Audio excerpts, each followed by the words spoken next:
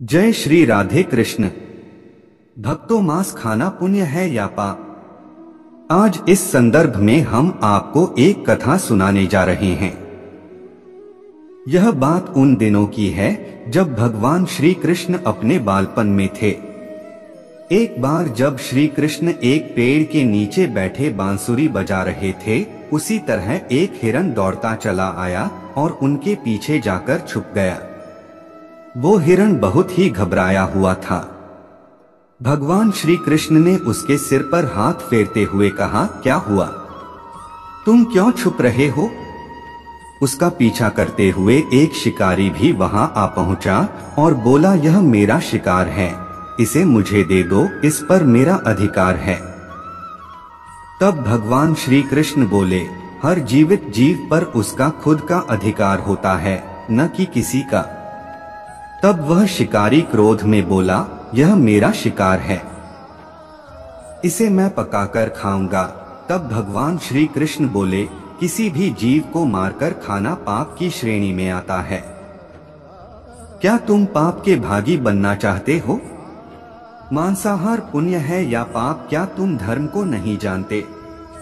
तब वह शिकारी बोला, मैं तुम्हारे जितना शिक्षित तो नहीं कि यह जानूं कि मांसाहार पुण्य है या पाप, पर मैं यह जानता हूं कि जीव को मारकर खाना, इसमें कोई हर्ज नहीं। मांसाहार से तो एक तो वह जीव को जीव बंधन से मुक्त कर रहा है, फिर क्यों मांसाहार से मना किया जाता है? मांसाहारी होने को क्यों नहीं कहा जाता? वैसे भी मैं इसको मारकर नीच योनि से मुक्ति दिलाकर पुण्य ही कमा रहा हूँ, फिर इस पर पाबंदी क्यों? इसे तो प्रोत्साहित करना चाहिए। जहाँ तक मैंने सुना है, जीव हत्या तो शास्त्रों में भी बताया गया है। राजा लोग शिकार किया करते थे। ऐसे तमाम तर्क देते हुए श्री कृष्ण से पूछा कि फिर क्यों ये मांसाहार गलत है और पाप की श्रेणी में आता है? आप ही बताइए, मांसाहार पुण्य है या पाप? भगवान श्री कृष्ण समझ गए कि इसकी बुद्धि मांस खाने के कारण तामसिक हो गई है और उसने सोचने और समझने की बुद्धि भी खो दी है। फिर भगवान श्री कृष्ण बोले, इस अंतहीन विषय पर पहले मैं कोई राय नहीं दूंगा। मेरी इस छोटी सी कथा सुनने के बाद तुम ही उत्तर देना कि मांसाहार पुण्य है या पाप और तुम्हें मांस खाना है या नहीं। वह शिकारी सोचने लगा कि इसमें मेरा तो कोई घाटा नहीं है, इस कथा को मैं सुन ही लेता हूँ, मेरा मनोरंजन भी हो जाएगा और बाद में मुझे इसका मांस भी मिल जाएगा। तो भगवान श्री कृष्ण ने अपनी कथा आरंभ की। एक बार मगध में खाद्य संकट खड़ा हो गया तो अन्न का उत्पादन कम रहा। राजा को चिंता हुई कि यदि इस समस्या का शीघ्र निदान नहीं किया गया तो संरक्षित अनाज कोष भी खत्म हो जाएगा और संकट भीषण हो जाएगा। तो सम्राट ने अपनी राज्य सभा में पूछा, देश की खाद्य समस्या को सुलझाने के लिए सबसे सस्ती वस्तु क्या है? मंत्रीगण सोच में पड़ गए। चावल, गेहूं, आलू इत्यादि पदार्थों को उगाने के लिए बहुत श्रम करना पड़ता है।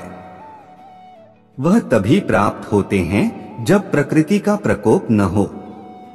ऐसे में तो कुछ सस्ता हो ही नहीं सकता। तभी शिकार का शौक रखने वाले एक मंत्री ने सोचा कि यही उत्तम अवसर है, क्यों न अंधाधुंध शिकार के लिए राजा की अनुमति ले ली जाए।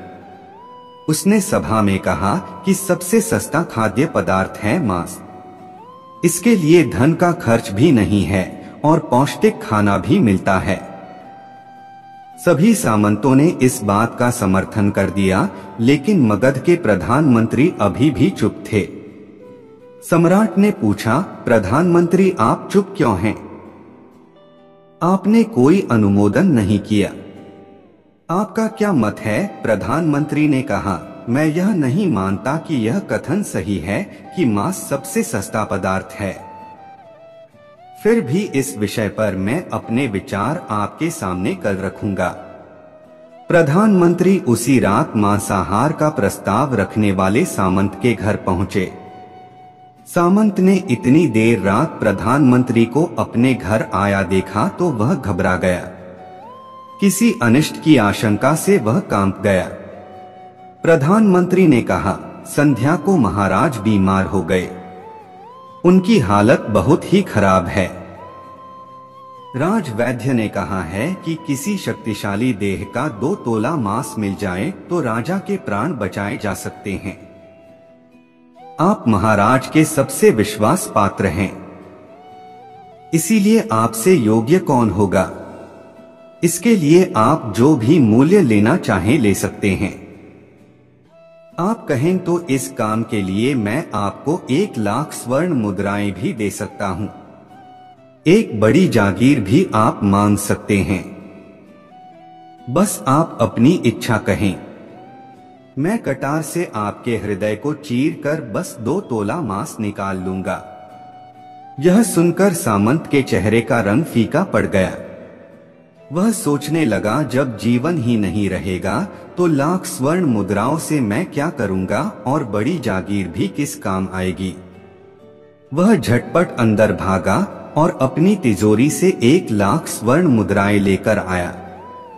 मुद्राएं देकर उसने प्रधानमंत्री के पैर पकड़ लिए और गिड़गिड़ाते हुए बोला, श्रीमंत, मैं आपकी 1 लाख मुद्राओं में अपनी 1 लाख मुद्रा और मिलाता हूं। इस पैसे से आप किसी और सामंत के हृदय का मांस खरीद ले, किंतु मुझे जाने दे, यह बात किसी और को पता न चले। मैं आपसे आग्रह करता हूं। प्रधानमंत्री जी यह सब समझ चुके थे। वह उसे थोड़ी और मानसिक पीड़ा देना चाहते थे। प्रधानमंत्री ने आगे कहा, सामंत, आप शरीर से बलिष्ठ हैं। आपकी कद काठी महाराज से मिलती जुलती है, इसीलिए राजवैद्य ने खास तौर पर आप ही का नाम लिया है।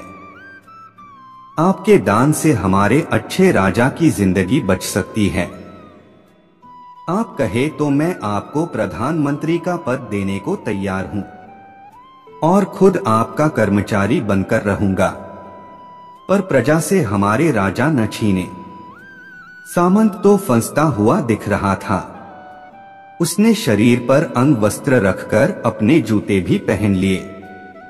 जैसे ही वह वहां से भागने वाला था, वह तुरंत प्रधानमंत्री के पैरों में लेट गया। उसने याचना की कि प्रधानमंत्री, मैं इसके योग्य नहीं हूं। जब प्राण ही नहीं रहेंगे तो प्रधानमंत्री पद का या राजा का सिंहासन भी मिल जाए तो मैं उसका क्या करूंगा। आप चाहें तो मेरा सब कुछ ले ले, पर मेरे प्राण न लें। मैं अपना ये भवन और सारा धन आपको सौंपता हूं। रातों रात राज्य से निकल जाऊंगा। इतना कहकर वह अपने घोड़े की ओर भागा और जैसे ही अपना घोड़ा गठने लगा, आवाज आई, अभी अभी अपने पीछे गए तुम अपने परिवार को भी छोड़े जा रहे हो। सामंत बोला, मेरे प्राण से प्रिय कुछ भी नहीं है। जब जीवन ही न रहेगा तो कुटुंब का क्या करूंगा। जीवन रहा तो ऐसे ही सुखी रह लूंगा। इतना कहकर घोड़े पर छलांग लगाकर बैठ भी गया। वह अभी चलने को ही था कि प्रधानमंत्री ने घोड़े की साख पकड़ ली। वह सामंत से बोला, भागने की जरूरत नहीं है, आप आराम से घर पर ही रहो, मैं किसी और का प्रयास करता हूं। यह कहकर प्रधानमंत्री वहां से चले गए। प्रधानमंत्री के वहां से जाने पर सामंत के अंदर कुछ जान तो आई, परंतु बेचैनी बनी रही। उसकी नींद खराब हो चुकी थी।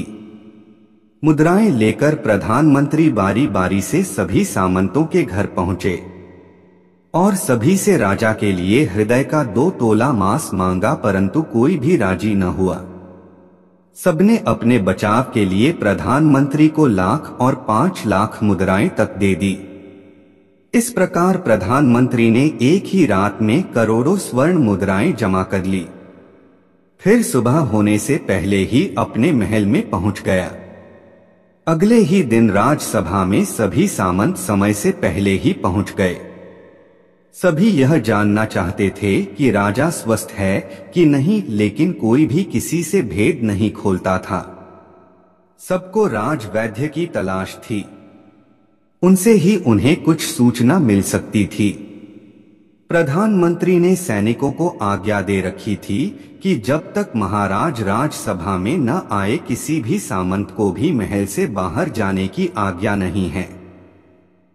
राजा सभा में अपनी चिर परिचित गति में आए और अपने सिंहासन पर आकर बैठे। सभी सामंतों ने देखा कहीं से भी राजा उन्हें अस्वस्थ नहीं लगे। उन्हें तो कुछ हुआ ही न था। प्रधानमंत्री ने उनसे झूठ बोला। हर सामंत के मन में यही विचार चल रहा था, पर कोई भी किसी और को कुछ भी न बोल रहा था। तभी प्रधानमंत्री ने राजा के समक्ष 1 करोड़ स्वर्ण मुद्राएं रख दी। राजा ने पूछा, ये स्वर्ण मुद्राएं किसके लिए है और कहां से आई? प्रधानमंत्री ने कहा, 2 तोले मांस के लिए इतनी धनराशि जुटाई है, पर मांस न मिला। अपनी जान बचाने के लिए सामंतों ने यह मुद्राएं दी हैं। अब आप यह विचार कीजिए मांस कितना सस्ता है। राजा को बात समझ में आ गई। उन्होंने प्रजा को अतिरिक्त परिश्रम करने का निवेदन किया और राजा के अनाज भंडार में से अनाज निकालकर श्रमिकों को दिया गया। उन्होंने पौष्टिक सब्जियों की खेती का तुरंत आदेश दिया। वह 1 करोड़ स्वर्ण मुद्राएं इसी कार्य के लिए और श्रमिकों के कल्याण के लिए खर्च की गई।